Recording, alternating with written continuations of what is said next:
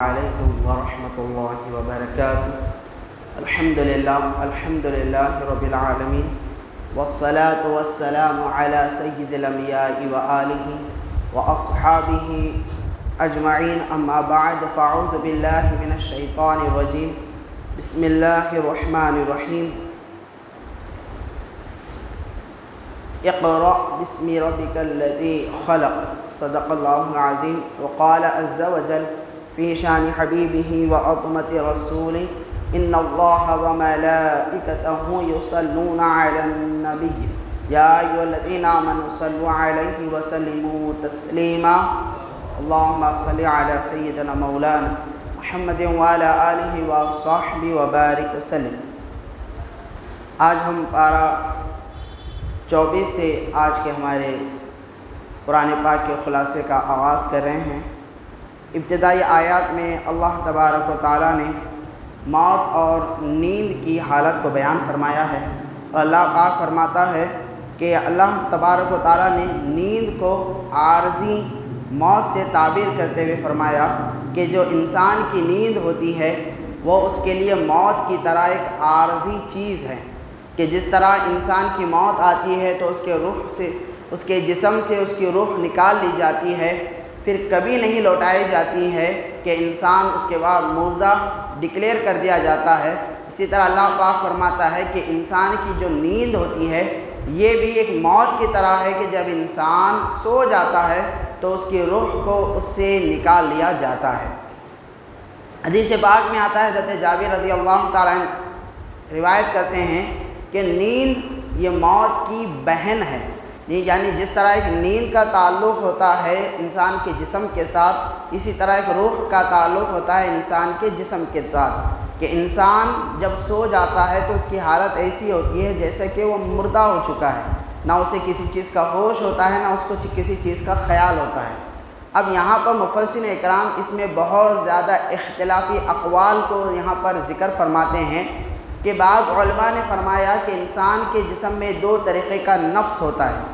ایک ہوتا ہے نفس جس کو عقل کہا جاتا ہے، ایک ہوتا ہے نفس جس کو روح کہا جاتا ہے. یعنی نفس اور عقل کے ذریعے سے ان دو چیزوں کو عقل کے ذریعے اور روح کے ذریعے سے الگ الگ کر دیا جاتا ہے. اور فرماتے ہیں بعض علماء اکرام کہ انسان جب سو جاتا ہے تو دراصل اس کے جسم سے روح نہیں بلکہ اللہ تبارک و تعالیٰ اس کے عقل و فہم کے سوچ کو ختم کر دیتا ہے.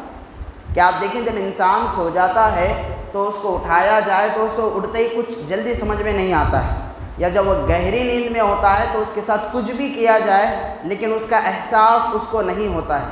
حالانکہ وہ سانس بھی لیتے رہتا ہے، اس کے جسم میں خون بھی دوڑتے رہتا ہے، اندر کی جو مشنری اس کی ہے برابر کام کرتی رہتی ہے، لیکن سوچ ایک معنوں میں اس کی تھوڑی ختم سی ہو جاتی ہے.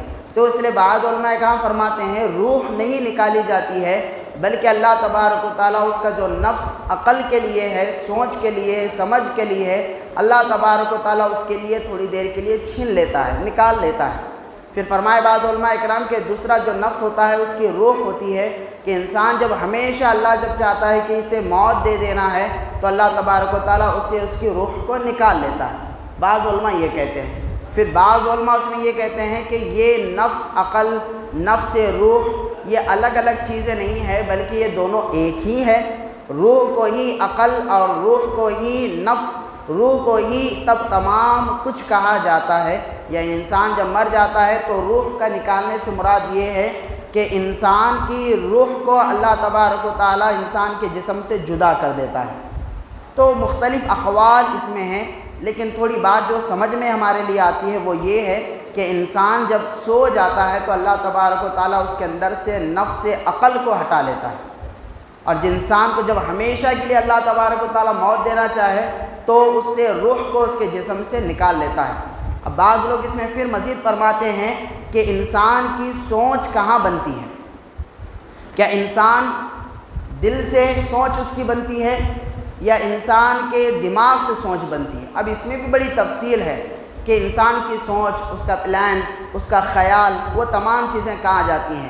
کہ انسان جب کسی چیز کو دیکھتا ہے تو جب اس کے طرف اٹریکٹ کرنے لگتا ہے تو دل سے ہوتا ہے یا عقل سے ہوتا ہے؟ عقل کام کرتی ہے یا دل کام کرتا ہے؟ تو بعض علماء نے فرمایا کہ پہلے اس کا اثر عقل کے اوپر ہوتا ہے، کہ انسان جب کسی چیز کو سوچتا ہے یہ اچھی ہے یا بری ہے پہلے دل سے سوچتا ہے۔ بعض نے فرمایا نہیں، دل تو ہمیشہ اچھائی کی طرف لے جاتا ہے، جو چیز وہ دیکھ رہا ہے شاید وہ اس کے لیے خراب بھی ہو سکے، تو اس لیے بعض نے کہا نہیں، وہ چیز عقل سے وہ سوچتا ہے کہ وہ چیز اس کے لیے اچھی ہے یا بری ہے۔ بہرحال مختلف اقوال ہیں، لیکن اللہ تبارک و تعالیٰ نے جو بات بتانی چاہیے وہ یہ کہ جو اللہ تبارک و تعالیٰ تمہیں نیند کی حالت میں موت دے گا اور اس کے بعد اٹھائے گا، تو کیا وہ خدا تمہیں ہمیشہ مار کر تمہیں زندہ نہیں کر پائے گا؟ اللہ تبارک و تعالیٰ کفار کو یہاں پر یہ بتا رہا ہے جو ہمیشہ انکار کیا کرتے تھے کہ موت کوئی حقیقت نہیں ہے، بلکہ مرنے کے بعد ہر ایک کو ختم، زندگی ہی ختم ہونے والی ہے، موت کے بعد اٹھنا، پھر اس کے بعد حساب و کتاب دینا، یہ کوئی چیز کوئی معنی نہیں رکھتی ہے۔ جب کفار کا یہ اعتراض ہوتا تو اللہ تبارک و تعالیٰ نے نیند کے ذریعے انہیں مثال دی، جو خدا تمہیں مار کر اٹھا سکتا ہے، یعنی سلا کر تمہیں اٹھا سکتا ہے، وہی خدا تمہیں ایک دن موت دے کر تمہاری قبروں سے تمہیں اٹھائے گا۔ تو یہاں پر سوچنے والوں کے لیے بہت ساری مثالیں اللہ تبارک و تعالیٰ نے دی ہے کہ نیند سے بھی اللہ تبارک و تعالیٰ نے انسان کو اپنی معرفت یاد دلائی ہے کہ تم کتنے محتاج ہو اللہ کے، کہ تم کتنے فقیر ہو اللہ تبارک و تعالیٰ کے، تمہارا اپنے جسم کے اوپر کوئی قبضہ ہی نہیں ہے، تمہارا اپنے جسم پر کوئی اختیار ہی نہیں ہے۔ اللہ جب چاہے گا تمہیں نیند بھی دے گا، اللہ جب چاہے گا تمہیں موت بھی دے گا، اللہ جب چاہے گا نیند میں سلا کر تمہیں اٹھائے گا بھی، اللہ جب چاہے گا جب تمہیں نیند میں سلائے گا تو وہیں سے تمہاری روح کو بھی قبض کر لے گا۔ تو انسان کی عاجزی، انسان کا کمتر، انسان کا جو اپنا بڑاپن ہے، اللہ تبارک و تعالیٰ فرماتا ہے یہ کچھ نہیں ہے خدا کے سامنے، تمہارے جسم کے اوپر اختیار نہیں ہے تو یہ دنیا میں تم کیا با اختیار ہو سکتے ہو۔ تو اللہ تبارک و تعالیٰ اپنی قدرت کی نشانی نیند کے ذریعے سے بندے کو یاد دلا رہا ہے۔ پھر اس کے بعد اگلی آیت میں اللہ تبارک و تعالیٰ ارشاد فرماتا ہے آیت نمبر 53 میں کہ قُلْ يَا عِبَادِيَ الَّذِينَ أَسْرَفُوا عَلَىٰ أَنفُسِهِمْ لَا تَقْنَطُوا مِن رَحْمَةِ اللَّهِ إِنَّ اللَّهَ يَغْفِرُ الذُّنُوبَ جَمِيعًا، کہ حبیب پاک صلی اللہ علیہ وسلم آپ فرمائیے میرے ان بندوں سے جنہوں نے اپنی جانوں پر ظلم کیا ہے، جنہوں نے بہت زیادہ گناہ کیے ہیں، آپ ان سے فرمائیے کہ اللہ کی رحمت سے مایوس نہ ہو، بے شک اللہ تبارک و تعالیٰ سب گناہوں کو بخشنے والا ہے۔ کہ جب حضور صلی اللہ علیہ وسلم کفار کو دعوت دیتے دین کی تو کافر لوگ آ کر حضور سے کہتے کہ یا رسول اللہ صلی اللہ علیہ وسلم آپ تو کہتے ہیں کہ گناہ کے بدلے میں جہنم کی وعیدیں سناتے ہیں، کہ جو انسان غلط کام کیا ہے، زنا کیا ہے، حرام کھایا ہے، سود کھایا ہے، برے کام جو کیا ہے اس کے لیے جہنم کے عذاب ہیں، ہم نے تو اپنی زندگی کی جوانیاں تک گناہوں میں گزاری ہیں، اب اگر ہم ایمان لے کر آتے ہیں تو ہمارے لیے کیا بشارت ہوگی۔ اس پر پہلے اللہ تبارک و تعالیٰ نے ایک آیت پاک نازل فرمائی جس میں فرمایا کہ جو لوگ حالت کفر سے نکل کر ایمان لاتے ہیں، نیک اعمال کرتے ہیں، اللہ تبارک و تعالیٰ ان کے گناہوں کو معاف فرما دے گا۔ اس پر پھر بعض کفار نے کہا کہ یا رسول اللہ یہ تو بڑی کنڈیشن بڑی سخت ہے کہ ایمان لانا ہوگا، ایمان لانے کے بعد نیک کام کرنے ہوں گے، پھر اللہ تبارک و تعالیٰ گناہ معاف کرے گا۔ اگر ہم ایمان لائیں گے نیک اعمال نہیں کریں گے تو پھر تو ہم تو گناہ میں ہی پڑے رہیں گے۔ اس کے بعد پھر اللہ تبارک و تعالیٰ نے ایک آیت پاک نازل فرمائی کہ ان اللہ لا یغفر ان یشرک بہ ویغفر ما دون ذلک، کہ شرک کے علاوہ جو بھی تم نے گناہ کیے ہوں گے اللہ تمام کو معاف فرما دے گا۔ شرک نہ کرو، بس تمام گناہ کو اللہ معاف کرے گا۔ پھر کافروں نے کہا یا اللہ کہ رسول صلی اللہ علیہ وسلم یہ بھی بڑی سخت معاملہ ہے، ہم نے تو اپنی زندگی شرک میں ہی گزاری ہے، چلیں چھوٹے موٹے گناہ تو اللہ معاف کرے گا لیکن شرک تو ہم نے کیا ہے، اب شرک سے کیسے ہمیں اللہ تبارک و تعالیٰ بچائے گا، یا شرک سے ہم کیسے گناہ اپنے معاف کریں گے۔ یہاں پر تھوڑی بات یہ بھی ذہن میں رکھیں، بعض لوگ کی زبانوں پہ ہمیشہ شرک ہوتا ہے۔ شرک کسے کہتے ہیں اس کو سنیں، شرک ہوتا ہے اللہ تبارک و تعالیٰ کی طرح کسی کو ماننا، نمبر 1، اللہ تبارک و تعالیٰ کی طرح کسی کو، جیسے اللہ تبارک و تعالیٰ رزق دینے والا ہے، ہم یہ کہنا کہ فلاں آدمی بھی اللہ کی طرح رزق دینے والا ہے، اس کو شرک کہا جاتا ہے۔ جیسے ہم اللہ کے لیے سجدہ کرتے ہیں، عبادت کرتے ہیں، اسی طرح کسی کے سامنے سجدہ عبادت کرنا اس کو بھی شرک کہا جاتا ہے۔ یا جیسی اللہ کی صفات ہیں ایسی صفات کو کسی اور میں ماننا۔ مثال کے طور پہ اللہ تبارک و تعالیٰ رزق دینے والا ہے، مارنے والا ہے، پیدا کرنے والا ہے، گناہ کو بخشنے والا ہے، ہر طریقے کے انتظامات کرنے والا اللہ تعالیٰ ہے۔ ہم کہنا کہ یہ فلاں جو بندہ ہے جیسے اللہ تعالیٰ رزق دیتا ہے یہ بھی مجھے ایسے ہی رزق دیتا ہے، کسی کے تعلق سے ایسا گمان یا خیال رکھنا، اس کو شرک کہا جاتا ہے۔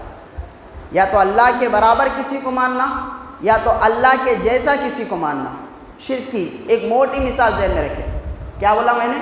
کہ اللہ کی طرح کسی کو ماننا یا اللہ جیسا کسی کو ماننا، اس کو کہا جاتا ہے شرک۔ اور یہ سب سے بڑا گناہ ہے روئے زمین پر۔ اللہ پاک فرماتا ہے ان گناہ کے علاوہ بندہ جو بھی گناہ کر کے لائے گا اللہ ایک بار کو معاف کر دے گا، لیکن شرک کو معاف نہیں کرے گا۔ تو انہوں نے کہا یا اللہ کے رسول صلی اللہ علیہ وسلم یہ بھی بڑا ہمارے لیے کنڈیشن سخت ہے۔ پھر اللہ تبارک و تعالیٰ نے اس آیت پاک کو نازل فرمایا کہ انا لا تقنطوا من رحمت اللہ، کہ اے اللہ کے بندوں اللہ سے اور اس کی رحمت سے مایوس نہ ہو، اللہ تمہارے گناہوں کو بخشنے والا ہے، اللہ تمہارے گناہوں کو بخشش کے بہانے بنا دے گا اور تمہاری مغفرت فرما دے گا۔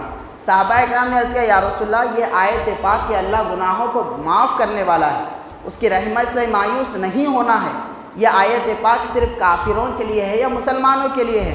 تو اللہ کے نبی صلی اللہ علیہ وسلم نے فرمایا کہ یہ آیت پاک ہر اس بندے کے لیے ہے جو اللہ کے اوپر ایمان لاتا ہے۔ یاد رکھیں بشر ہونے کے ناطے، انسان ہونے کے ناطے اس سے غلطی، اس سے گناہ سرزد ہو سکتا ہے، امکان ہے، ممکن ہے اس سے کچھ غلط ہو جائے، لیکن گناہگار میں سب سے اچھا گناہگار وہ ہوتا ہے جو گناہ ہونے کے بعد اللہ تبارک و تعالیٰ کی بارگاہ میں توبہ کرتا ہے۔ بعض لوگ اللہ کی رحمت سے مایوس ہو جاتے ہیں، مایوس سے مراد یہاں پر یہ بھی بعض مفسر اکرام نے بیان فرمایا ہے کہ کوئی شخص ہوتا ہے کہ وہ جاب کے لیے بڑی کوششیں کرتا ہے، محنت کرتا ہے، جد و جہد کرتا ہے، دن رات لگاتا ہے، ایگزام کی تیاری کرتا ہے، جاب کے لیے تیاری کرتا ہے، کامیابی کے لیے تیاری کرتا ہے، لیکن جیسا رزلٹ وہ چاہتا ہے رزلٹ اس کے خلاف آ جاتا ہے۔ اس کے بعد بعض نوجوان کیا کرتے ہیں کہ اپنے آپ کو خودکشی میں ڈال لیتے ہیں، بعض لوگ مر جاتے ہیں۔ اسی طرح بس ایسے بھی لوگ ہوتے ہیں جب ان کو بے وفائی ملتی ہے، دغا بازی مل جاتی ہے تو وہ اس صورت میں خودکشی کر لیتے ہیں، یعنی اپنے آپ کو مایوس کر لیتے ہیں۔ جب انسان کو تھوڑا بہت نقصان پہنچنے لگتا ہے یا تھوڑا بہت اس کے لیے فائدہ مند چیزیں سمجھ میں نہیں آنے لگتی ہے تو انسان ڈپریشن کا شکار ہو جاتا ہے، اندر ہی اندر گھٹنے لگتا ہے، اندر ہی اندر اپنے آپ کو بے چین کرنے لگتا ہے۔ یہ کب ہوتا ہے؟ جب انسان اللہ کی رحمت سے مایوس ہو جاتا ہے، وہ اپنے آپ کو اکیلا سمجھتا ہے کہ کوئی میری مدد کرنے والا نہیں ہے، کوئی میرا ساتھ دینے والا نہیں ہے، کوئی مجھے دلاسا دینے والا نہیں ہے، کوئی میرے ساتھ چلنے والا نہیں ہے، یہ دنیا میرے خلاف ہو چکی ہے، میرے گھر والے میرے خلاف ہو چکے ہیں، میرے اپنے پرائے ہو چکے ہیں، میں بیگانوں کے بیچ میں زندگی گزار رہا ہوں۔ انسان یہ سوچ کر جب ڈپریشن میں چلے جاتا ہے تو یہ دراصل ہوتا ہے اللہ کی رحمت سے وہ مایوس ہو چکا ہے۔ اور یاد رکھیں اللہ کی رحمت سے مایوس ہونا یہ کفر ہے، کافروں کی عادت ہے۔ جب یاد رکھیں پوری دنیا ہمارے خلاف بھی ہو جائے، ہمارے اپنے ہمارے خلاف ہو جائیں، ہر بات پہ تنقید کرنے والے ہمارے ساتھ چلنے لگیں، جب پوری دنیا بھی اگر ہمارے خلاف ہو جائے تو یاد رکھیں ہمیشہ دنیا کے خلاف ہونے کے باوجود بھی یہ دنیا کو بنانے والا رب ہمارے ساتھ ہمیشہ ہوتا ہے۔ اللہ کبھی اپنے بندوں سے دور قطعاً نہیں ہوتا ہے، بندہ ہی اللہ سے دور ہونے لگتا ہے، بندہ ہی اپنے آپ کو اللہ سے دور کرنے کی کوشش کرتا ہے۔ اللہ پاک تو 70 ماؤں سے بھی زیادہ بندے سے محبت کرتا ہے۔ حدیث پاک میں آتا ہے کہ جب کوئی بندہ اللہ کی طرف ایک قدم بڑھاتا ہے اللہ تبارک و تعالیٰ 10 قدم اس کی طرف بڑھاتا ہے۔ جب کوئی دوڑ کر اللہ کی طرف جاتا ہے تو اللہ تبارک و تعالیٰ کی رحمت اپنے باہوں میں اس کو گھیر لیا کرتی ہے۔ تو ہم نے دراصل اللہ کی رحمت کو سمجھا ہی نہیں، ہم کو صرف اتنا معلوم ہے کہ نماز پڑھنا ہے، روزہ رکھنا ہے، اچھے کام کرنا ہے، نیکیاں کرنا ہے۔ ہم نے کبھی اللہ چیز کیا ہے اس کے طرف ہم نے غور ہی نہیں کیا۔ اللہ وہ چیز ہے، اللہ وہ شان والا ہے جو بندے کے ہر قدم پر اس کے ساتھ کھڑا ہوا ہے۔ کوئی دنیا کھڑے ہو نہ ہو، اپنے ہو یا نہ ہو، ہمیشہ ہمیشہ دل میں یہ خیال ہونا چاہیے کہ میرا اللہ میرے ساتھ ہے۔ صحابہ کرام کی ہمیشہ سے یہ عادت مبارکہ رہتی کہ جب کبھی پریشانی ان کے ساتھ ہوتی، جب کبھی تکلیفیں ان کے پاس ہوتی، تو وہ مسجدوں کا رخ کیا کرتے تھے اور مسجدوں میں نماز پڑھتے 2 رکعت اور ہاتھ اٹھا کر اللہ سے دعا کرتے، تو اللہ تبارک و تعالیٰ ان کی مشکلات کو دفع فرما دیا کرتا تھا۔ آپ سمجھ رہے ہیں کہ یہ جتنی بات آسان کہنے میں ہے اتنا ہی آسان جادو کی طرح، معجزے کی طرح ہو جاتا ہوگا؟ نہیں، یقیناً زندگی ہے تو اس کے ساتھ مشکلات بھی ہیں، اس کے ساتھ پریشانیاں بھی ہیں، اس کے ساتھ تکالیف بھی لگی ہوئی ہیں۔ زندگی کبھی کسی کے لیے آسان نہیں بنا دی گئی ہے۔ اللہ تبارک و تعالیٰ فرماتا ہے کیا انسان یہ سمجھتا ہے کہ وہ ایمان لا لیا ہے تو ہم اس کو مشکلات میں نہیں ڈالیں گے؟ اللہ پاک فرماتا ہے کہ ہم اس کو مشکلات میں بھی ڈالیں گے اور مشکلات میں اس کا امتحان بھی ہم لیں گے۔ لیکن اللہ دیکھنا کیا چاہتا ہے؟ اللہ یہ دیکھنا چاہتا ہے کہ جب مشکلات بندے پر آئے تو کیا وہ ہم کو چھوڑتا ہے یا ہم سے دور بھاگ جاتا ہے یا ہماری رحمت کے اور قریب آ جاتا ہے۔ ایک شخص مکہ چلا گیا، مکہ جانے کے بعد اللہ کے گھر کا طواف کرنے لگا۔ ہر تلبیہ پہ وہ کہنے لگا لبیک اللہم لبیک، اے اللہ میں حاضر ہوں، میری حاضری کو قبول فرما، اے اللہ میں حاضر ہوں، میری حاضری کو قبول فرما۔ اتنا کہہ کر وہ روتے جا رہا تھا، لیکن اس کو ایک آواز سنائی دے رہی تھی، لا لبیک لکا، کہ خانہ کعبہ سے آواز آ رہی تھی کہ اے بندے تیرا آنا مجھے پسند نہیں ہے۔ یہ کہتے جا رہا ہے اللہ میں حاضر ہوں، آواز آ رہی ہے کہ تیرا آنا ہمیں پسند نہیں۔ وہ کہتا ہے اللہ میں عاجز ہوں، اللہ پاک فرماتا ہے تیری عاجزی ہمیں پسند نہیں۔ وہ کہتا ہے اللہ میں تیرا بندہ ہوں، لیکن اللہ پاک فرماتا ہے ہم تجھے مانتے ہی نہیں۔ یعنی وہ جو کچھ بھی کہتا جاتا اللہ اس کو نفی میں جواب دیتا، نیگیٹو جواب آتا۔ بس وہ روتے جا رہا تھا، روتے جا رہا تھا، روتے جا رہا تھا، اللہ سے دعا پہ دعا کرتے جا رہا تھا۔ پاس ایک شخص اللہ والے کھڑے ہوئے تھے، وہ اس کے قریب جاتے ہیں اور ان آوازوں کو اور یہ اللہ سے اس کا جو کلام ہو رہا تھا اس کو سن رہے تھے۔ وہ آتے ہیں اور کہتے ہیں کہ بھائی کیا بات ہے، کیوں رو رہے ہو اور کیوں تمہیں ہر دم نفی میں نیگیٹو تم کو جواب آتا ہے؟ تو انہوں نے کہا کہ پتہ نہیں کیا معاملہ ہے، لیکن میں یہاں پر برسوں سے آ رہا ہوں اللہ کے گھر کو، ایک زمانے سے آ رہا ہوں، لیکن کیا بات ہے اللہ تبارک و تعالیٰ میرا آنا پسند نہیں کرتا ہے۔ تو شخص فوراً کہتا ہے کہ بھئی جب اللہ تبارک و تعالیٰ تیرے آنے کو پسند نہیں کرتا ہے تو اللہ کے پاس آتا کیوں ہے؟ جب تیری حاضری قبول نہیں کرتا ہے تو حاضر ہوتا کیوں ہے؟ جب اللہ تبارک و تعالیٰ سے تیرے سے کوئی مطلب ہی نہیں ہے تو اللہ کو پکارتا کیوں ہے؟ چھوڑ دے اس اللہ کے در کو، چلے جا کسی اور جگہ۔ جب اللہ کو تیرا پسند نہیں ہے، جب اللہ کو تیرا خیال نہیں ہے، تو کیوں اللہ کا خیال کرتا ہے؟ اتنا کہنا تھا، وہ شخص کے جذبات بھڑک جاتے ہیں اور وہ آگ بگولا ہو جاتا ہے اور کہتا ہے کہ اے آدمی تو یہ کیسی بات کہہ رہا ہے؟ کیا کوئی اس در کے علاوہ کوئی بڑا در ہے جہاں پر میں اپنے سجدے کو کر سکوں؟ کیا اس در کے علاوہ کوئی اور بھی در ہے جہاں پر میں اپنی جھولی کو پھیلا سکوں؟ دے یا نہ دے اس کی مرضی ہے، میں اس کا بندہ ہوں، اپنی جان کو اس کے در پہ ہی ختم کر دوں گا۔ قبول کرے نہ یا کرے، حاضری ہو یا نہ ہو، آنا پسند ہو یا نہ ہو، وہ خدا ہے، وہ میرے ساتھ کچھ بھی کر سکتا ہے۔ بندہ ہونے کے ناطے میں تو ہمیشہ اپنے آپ کو اس کے در پر گرا دوں گا اور اپنے آپ کو اس کے در پر مٹا دوں گا۔ بس جب ایمان اس کا اس اعتبار سے جاگ جاتا ہے، جب اتنا کانفیڈنس اور توکل اس کے اندر پیدا ہوتا ہے، جب اللہ کی ذات سے اتنا رشتہ مضبوط کرتا ہے ان الفاظ کے ذریعے سے، فوراً الہام ہوتا ہے کہ اے بندے جب تو نے مان لیا کہ اس دنیا میں ہمارے علاوہ تیرا کوئی نہیں، ہم نے تجھے اپنی آغوش رحمت میں گھیر لیا، آج ہم نے تیری آنے کو قبول کیا ہے، آج ہم نے تیری حاضری کو قبول کیا ہے۔ تو اللہ بعض اوقات انسان سے اچھے کام کروا کر بھی اس کو آزماتا ہے۔ آپ کہیں میں نماز پڑھ رہا ہوں، میں دعا کر رہا ہوں، اتنے صدقے میں کرتا ہوں، گھر میں اتنی تلاوت قرآن کراتا ہوں، لیکن اس کے باوجود میں پریشان ہوں، تو یاد رکھیں ہمیشہ جو پریشانی ہوتی ہے گناہوں کی وجہ سے نہیں ہوتی ہے۔ حضرت ایوب علیہ السلام پر بھی جو پریشانی آئی تھی، ان کے زخم پر ہم نے اس سے پہلے سنا کہ جو پھوڑے ہوئے تھے، جسم پر جو زخم ہوئے تھے، اولاد چھن گئی تھی، نوکر چاکر چھن گئے تھے، مال و دولت ان سے ختم ہو گئی تھی، ایوب علیہ السلام پر بھی جو آزمائش آئی تھی گناہ کی وجہ سے نہیں، بلکہ اللہ تبارک و تعالیٰ ان کی ذات سے خوش ہوا تو مزید ان کو ترقی دینے کے لیے اللہ تبارک و تعالیٰ نے ان پر آزمائشوں کو ڈال دیا تھا۔ تو آزمائش کا دور سے ہر بندے کو گزرنا ہوتا ہے۔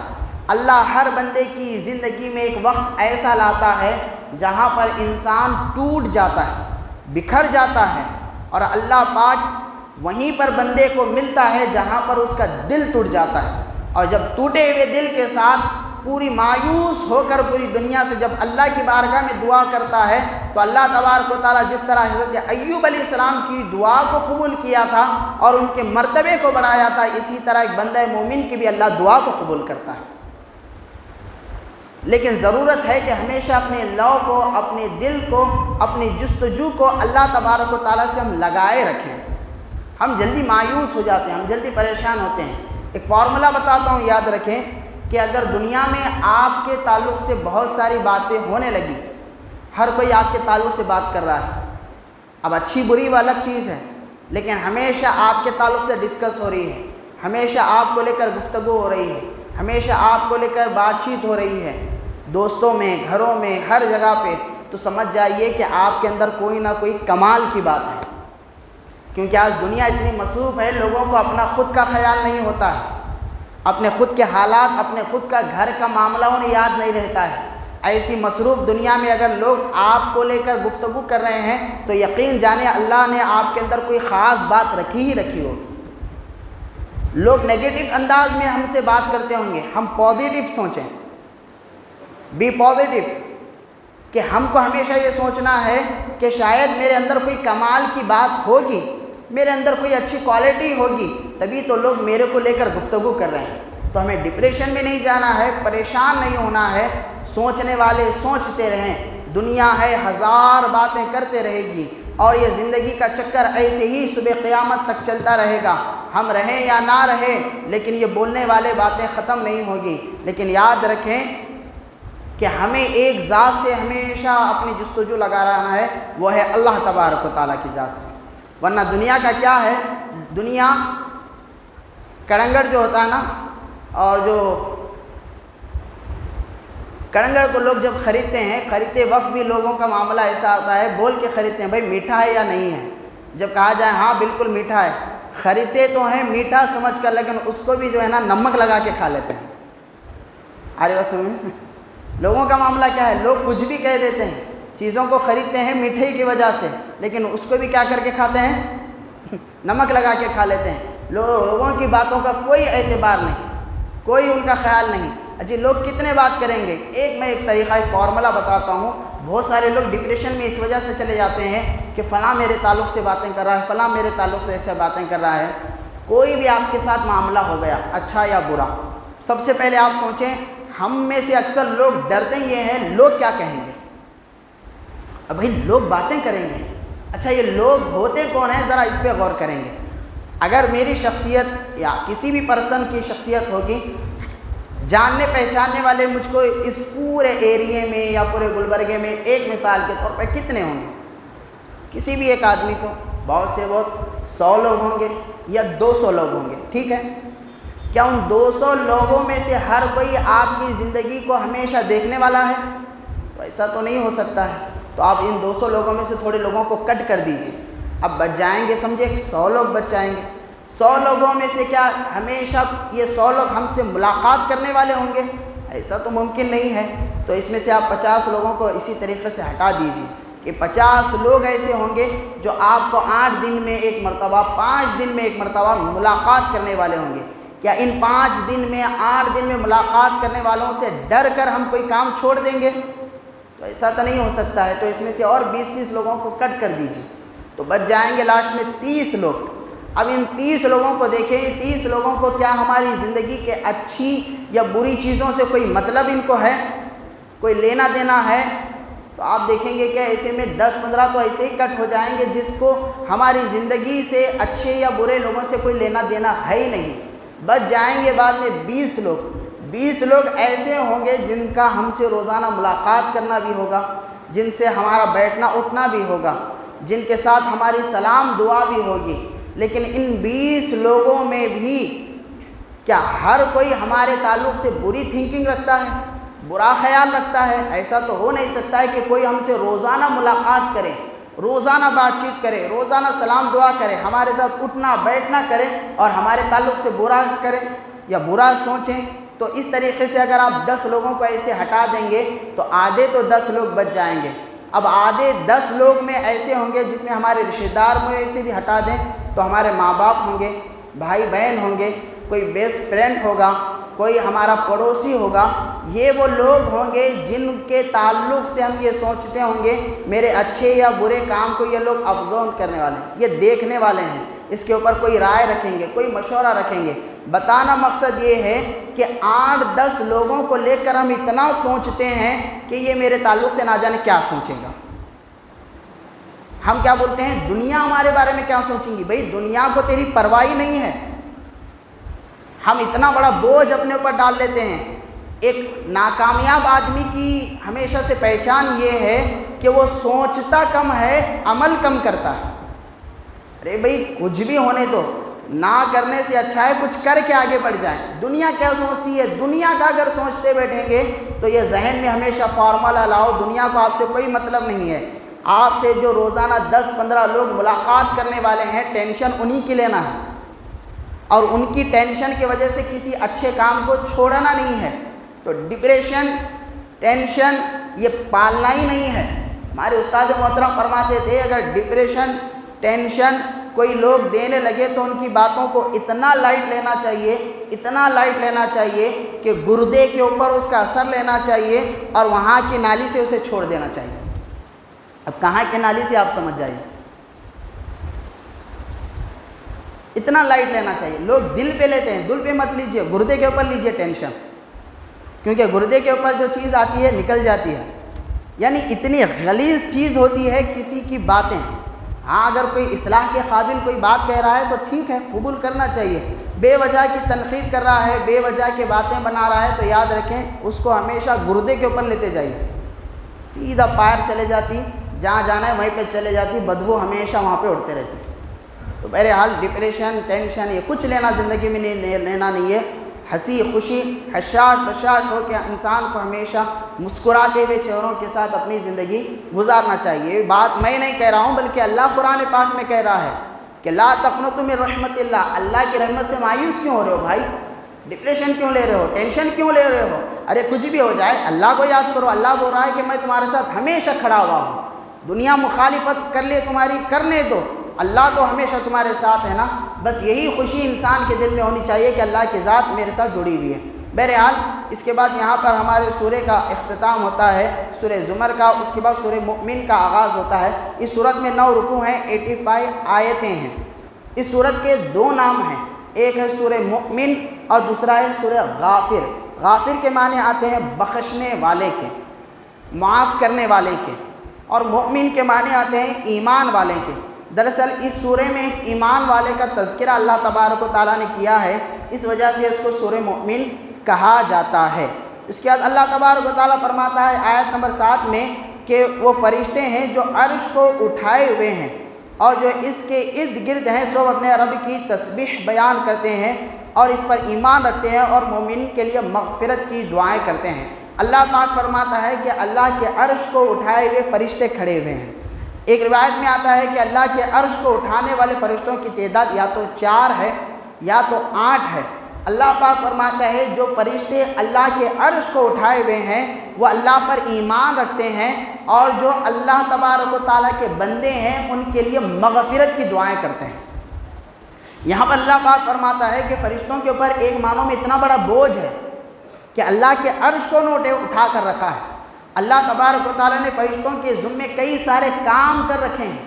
اللہ تبارک و تعالیٰ نے کئی فرشتوں کو کئی ساری ذمہ داریاں دے رکھی ہیں کہ انسان ان ذمہ داریوں کو سوچ لے تو ہی اس کی عقل پھٹ جائے گی، لیکن اللہ پاک فرماتا ہے اس کے باوجود فرشتے ہمیشہ اپنے رب کے حضور میں بندوں کی مغفرت کے لیے دعائیں کرتے ہیں۔ ہم گناہگار کے لیے فکر مند ہوتے ہیں اور کئی ایک احادیث پاک میں آتا ہے کہ ایک مرتبہ تو جبرائیل امین سے حضور پاک صلی اللہ علیہ وسلم نے فرمایا کہ اے جبرائیل میں سدرہ یعنی شب معراج میں کہا کہ میں سدرہ کے آگے اللہ سے ملاقات کرنے کے لیے جا رہا ہوں۔ اے جبرائیل بتاؤ تمہاری کوئی حاجت ہو تو میں اللہ کے پاس اس کو رکھوں۔ تو حضرت جبرائیل نے کہا یا رسول اللہ صلی اللہ علیہ وسلم اللہ سے بس میرے لیے اتنی اجازت آپ مانگ لینا کہ بروز قیامت جب پل صراط کے راستے سے آپ کی امت گزرنے لگے تو جبرائیل آپ کی امت کے پاؤں کے نیچے اپنے پر کو بچھا لیں، یعنی پل صراط سے جب آپ کی امت گزرنے لگے تو حضور پاک صلی اللہ علیہ وسلم کے توسط اور حضور صلی اللہ علیہ وسلم کی نسبت کی وجہ سے اللہ تبارک و تعالیٰ کی روحانی مخلوق تمام فرشتے بھی ہم امت محمدیہ سے بے حساب محبت کرنے والے ہیں۔ وہ کبھی اپنی فکر میں نہیں ہوتے ہیں بلکہ انہیں معلوم ہے کہ اللہ کی نعمتیں ہمارے لیے بے حساب ہیں، اللہ کی اطاعت میں ہمیشہ بیٹھے ہوئے ہیں۔ جیسے ہر آدمی کچھ محنت کرنے کے بعد کمائی مانگتا ہے، جیسے ہر مزدور مزدوری لینے کے لیے تڑپتا ہے، جیسے ہر جاب کرنے والا ہر مہینے کی پہلی تاریخ کو خوش ہوتا ہے کہ مجھے سیلری ملنے والی ہے، اسی طرح تمام فرشتے اپنی ذمہ داری کو نبھاتے ہوئے جب مزدور مزدوری جیسا مانگتا ہے، اسی طرح اپنا کام کرنے کے بعد اللہ سے کوئی چیز مانگتے ہیں تو ہم گناہگاروں کی مغفرت کے لیے دعا مانگتے ہیں۔ تو دیکھیں اللہ کے پاس ہمارا کتنا بڑا مقام ہے کہ فرشتے بھی ہماری گناہوں کو لے کر ہماری مغفرت کو لے کر فکر مند ہیں، لیکن ہم خود ہیں کہ اپنے آپ سے بے فکر ہو چکے ہیں۔ فکر کرنے والے فرشتے ہیں لیکن ہم ہیں بے فکر ہو کر دنیا میں بیٹھے ہوئے، بھئی کیا ہونے والا ہے، کون کرنے والا ہے، کیا دیکھنے والا ہے۔ بعض لوگ تو اتنے بے فکر لوگ ہوتے ہیں، کہتے ہیں بھئی اگر گناہ کر بھی لیں گے اللہ جہنم میں تھوڑی دیر ڈال دے گا، پھر تو جنت میں لوٹ کر آنا ہی ہے نا بھئی، حضور کی شفاعت ہے نا بھئی۔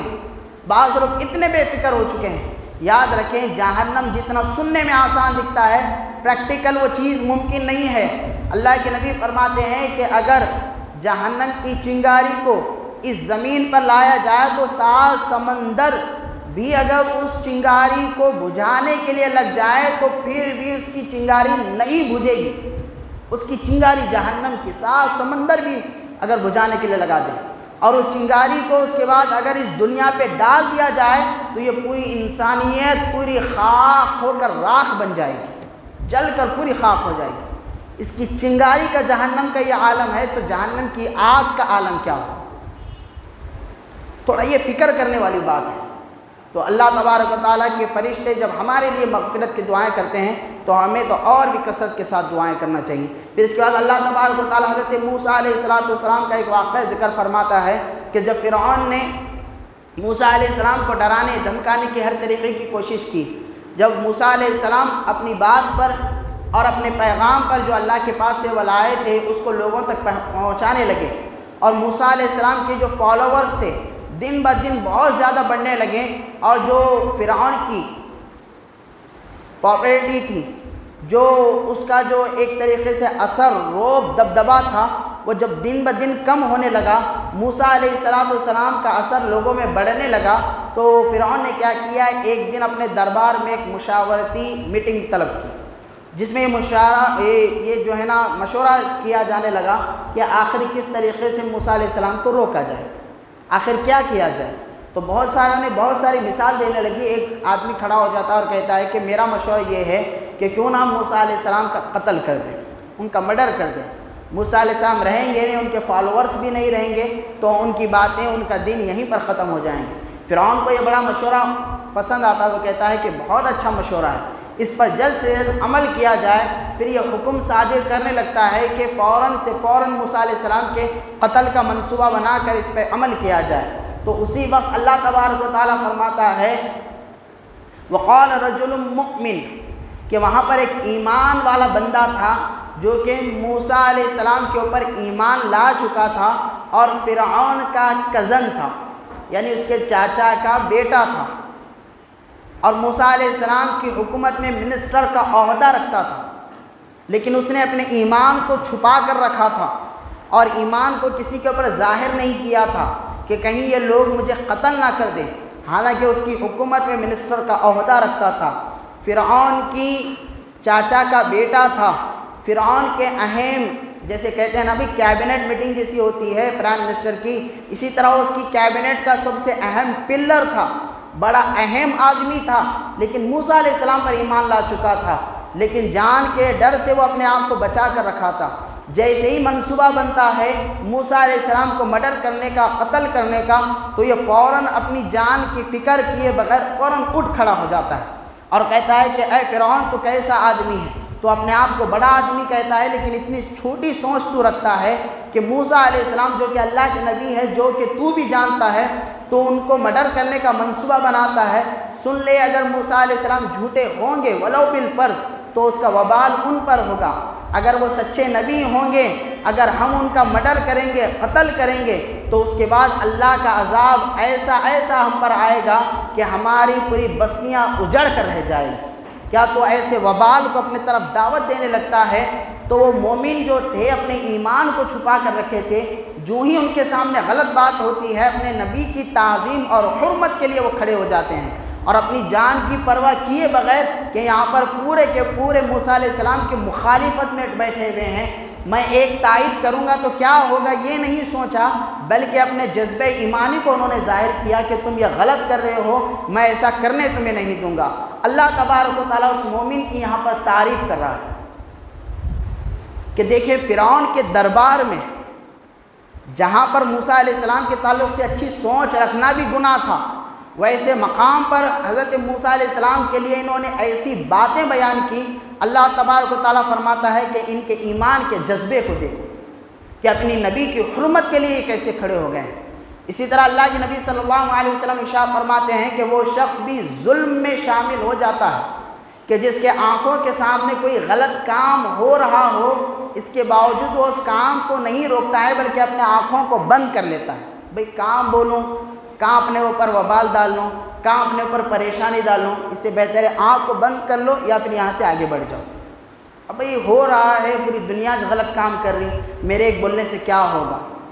اگر ہم کو معلوم ہے ہمارے سامنے غلط کام ہو رہا ہے، کسی کے ساتھ ناانصافی ہو رہی ہے، کسی کا حق مارا جا رہا ہے، کسی کے اوپر ظلم کیا جا رہا ہے، اگر آپ اکیلے ہی کیوں نہ ہو اس ظلم کے خلاف، ناانصافی کے خلاف، بے عدلی کے خلاف آپ کو اٹھ کھڑا ہونا چاہیے۔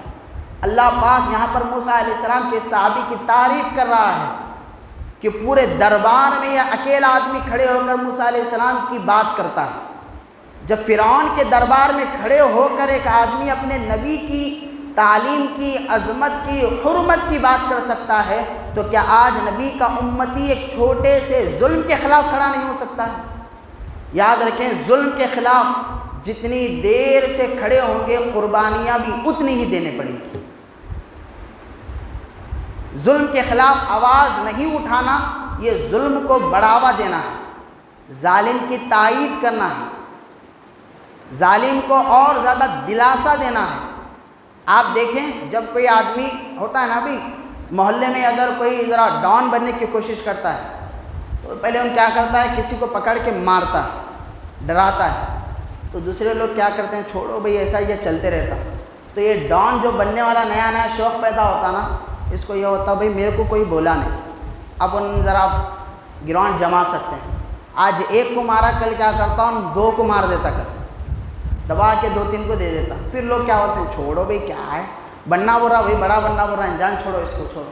اب ان کیا کرتا اور حوصلے بڑھ جاتے ہیں۔ گلی میں اب تک چل رہا تھا اس کا، گلی چھوڑتا محلے میں پوری ڈھانٹ بٹھانے کے واسطے اور 5-6 لوگوں کو بولتا کل پیسے دینے تو مرڈر کرتا۔ اب 5-6 لوگ پیسے نکالے، کہاں بھئی اس کے پیچھے پڑنا، ارے پیسے 4 لوگوں کو معلوم پڑتا جو کٹوں پہ بیٹھتے ہیں راتوں میں، ارے ان پیسے چھین لیا کرتے اس کے پاس سے، ہاں بھئی وہاں گلی میں بھی بہت کر رہا ہوں۔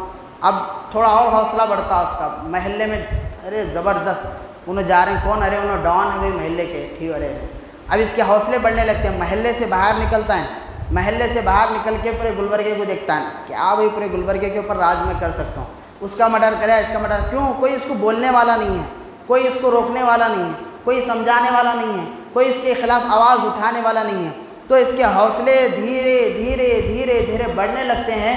پھر ہم لوگ آج بولتے ہیں اس کے بعد، ارے کیا بڑا ڈان بنا، دیکھو وہی آدمی، اس کا نام لیتے ہی لوگ ڈر جا رہے ہیں۔ یہ ڈان بنانے والے کون ہیں، اس کو بڑھاوا دینے والے کون ہیں؟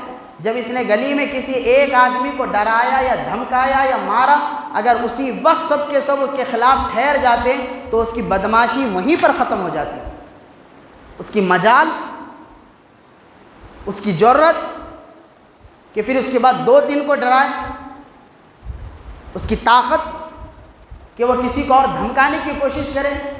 تو یاد رکھیں ظلم کو بڑھانے والے وہی لوگ ہوتے ہیں جو ظلم کو دیکھ کر خاموشی اختیار کرتے ہیں۔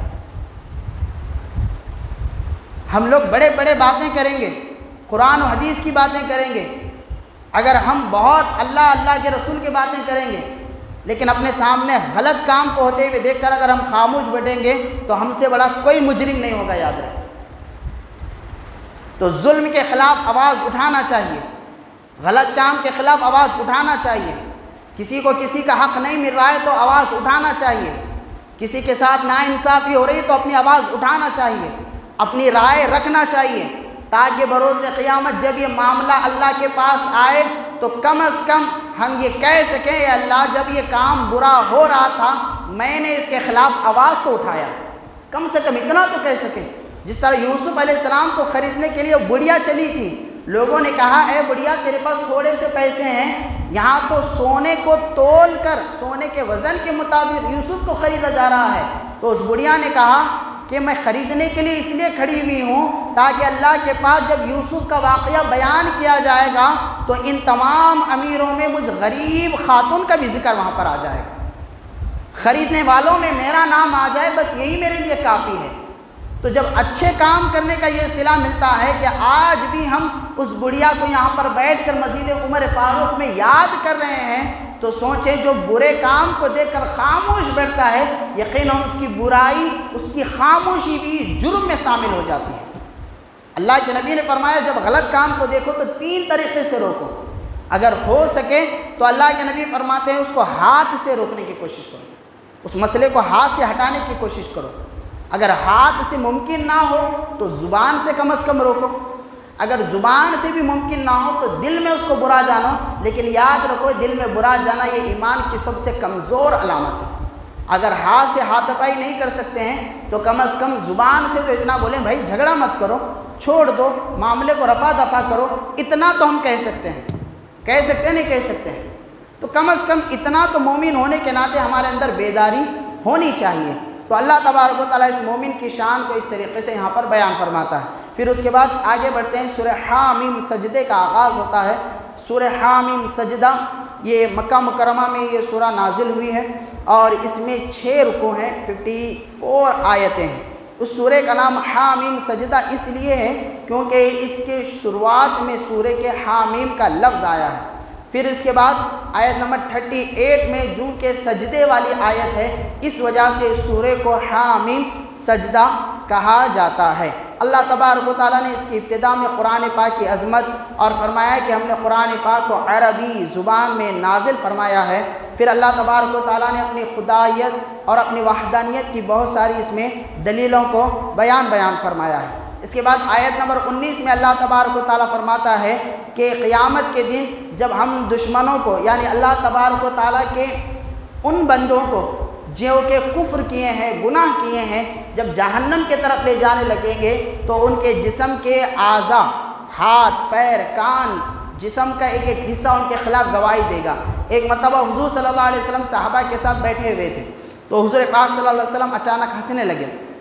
صحابہ نے پوچھا یا رسول اللہ صلی اللہ علیہ وسلم آپ اچانک ہنس رہے ہیں، اس کی وجہ کیا ہے؟ اللہ کے نبی فرماتے ہیں کہ اللہ کے پاس ایک بندے کا مجھے معاملہ معلوم ہوا ہے جس کی وجہ سے میں ہنس رہا ہوں۔ صحابہ نے پوچھا یا رسول اللہ وہ کیا معاملہ ہے؟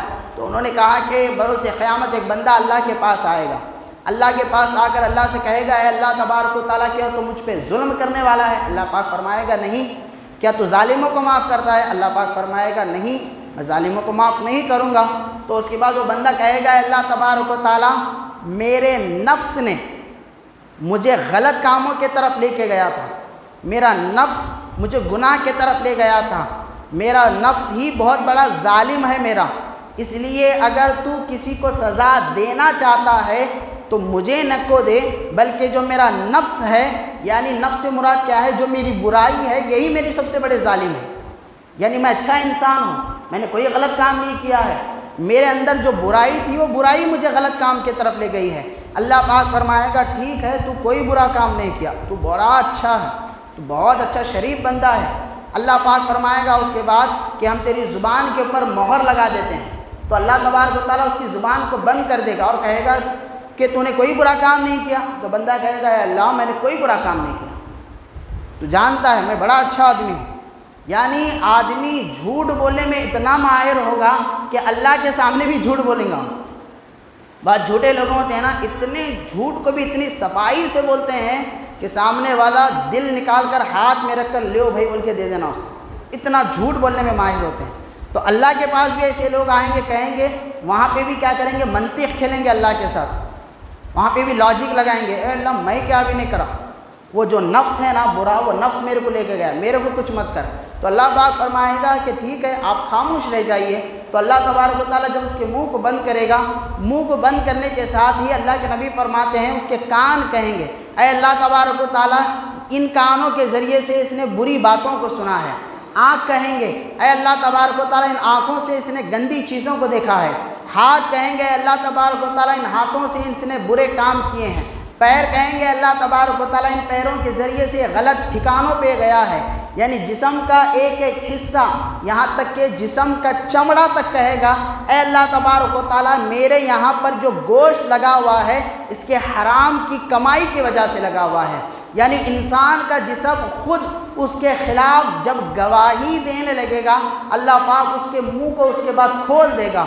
تو وہ منہ کو کھولتے ہی کہے گا اے کان, اے آنکھ, اے جسم, اے پیر, اے ہاتھ, میں تو تم کو ہی جہنم سے بچانے کے لیے اللہ کے سامنے جھوٹ کہہ رہا تھا اور تم نے ہی میرے خلاف گواہی دے دی. تو جسم کا حصہ حصہ کہے گا اے انسان آج جھوٹ نہیں, اللہ کے پاس آج تو ہماری گواہی چلنے والی ہے.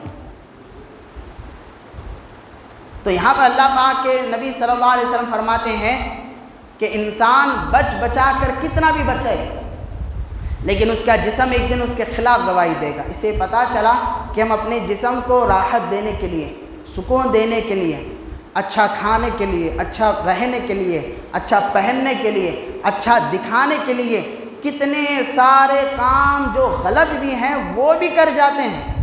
لیکن یاد رکھیں جتنا اپنے جسم کے اوپر ہم یہ ملبہ لگاتے جا رہے ہیں, جتنا سجنا سورنا جسم کے اوپر کرتے جا رہے ہیں, یہ جسم خود بروز قیامت ہمارا وفادار نہیں ہوگا. تو کاہے ایسے جسم کے پیچھے پڑے, کاہے ایسے خواہشات کے پیچھے پڑے. یو پی بہار میں کہتے ہیں نا کاہے ایسے کر رہے ہو, تو کاہے ہم ایسے کریں. تو کیوں نہ ہم وہ کام کریں, وہ وفائیں والے کام کریں, وہ بھروسے والے کام کریں, وہ اچھے کام کریں جو کہ ہمیں اللہ تبارک و تعالیٰ کے مقرب بندوں میں شامل کر دیں. ذرا غور کریں, جب جسم خود ہمارا وفادار نہیں ہے تو دنیا میں کس سے وفا کی امید ہم کر سکتے ہیں. تو وفا اس سے کی جاتی ہے جس کا صلہ دنیا و آخرت میں ملتا ہے, سوائے ایک محبت کے جس کے علاوہ کوئی ایک محبت نہیں ہے جس سے وفا ہو سکتی ہے, جس میں دغا بازی ہو نہیں سکتی ہے, وہ ہے وفائے محمد صلی اللہ علیہ وسلم. یہ وہ وفا ہے, یہ وہ محبت ہے, یہ وہ چاشنی ہے, یہ وہ عشق ہے, یہ وہ لب ہے جس میں دغا بازی کا کوئی تصور ہی نہیں ہے. انسان ایک لڑکا و لڑکی اتنے عاشق ایک دوسرے کے بن جاتے ہیں, سمجھتے ہیں کہ دنیا میں ہم سے بڑا کوئی عاشق نہیں, ہم سے بڑا وفادار نہیں. ذرا بچہ ذرا غور کرے بچی کے تعلق سے, بچی ذرا غور کرے بچے کے تعلق سے. یہ دونوں اپنے آپ کو وفادار بناتے ہیں جبکہ انہوں نے اپنے گھر کی عزتوں کے ساتھ ہی خود وفا نہیں کیا. جو ماں اس کے پیٹ میں اس کو رکھ کر اس کو باہر نکالی ہے, جو باپ خون پسینے کی محنت سے اسے پالا پوسا ہے, اس کی عزت کو داغ داغ کر کر انہوں نے عشق جیسے کامیں کی ہیں اور سمجھتے ہیں یہ وفادار ہیں. جو لڑکا و لڑکی عشق بازی کرتے ہیں سمجھ لیجئے یہ اپنے خود گھر کے وفادار نہیں ہوتے ہیں. یہ آپس میں ایک دوسرے کے وفادار کب بن سکیں گے؟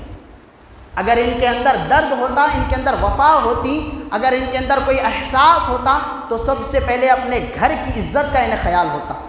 یہ لوگ اپنے گھر کی عزت کو داغ داغ کر کے, اپنی گھر کی عزت کو ملیا میٹ کر کے یہ سمجھتے ہیں کہ ہم بڑے عزت والے کام کر رہے ہیں. ارے اے عاشقوں, تم سے بڑا ذلیل تو اس دنیا میں کوئی ہو ہی نہیں سکتا ہے. اگر عشق کرنا ہے، لو کرنا ہے، وفا کرنا ہے، محبت کرنا ہے تو محمد رسول اللہ کی ذات سے کرو، جو دنیا میں بھی کامیاب ہوگی، آخرت میں بھی کامیاب ہوگی۔ دنیا بھی جس پر ناز کرے گی اور دنیا کو بنانے والا رب بھی جس پر ناز کرے گا۔ تو وفائیں، محبتیں، یہ محمد رسول اللہ صلی اللہ علیہ وسلم کی ذات کے لیے ہے۔ یہ دنیا کی محبت تو ایک دن ہونی ہے، فنا ہونی ہے۔ جب ہمارا جسم خود ہمارا نہیں ہے تو کس سے کیا امید ہم لگا سکتے ہیں؟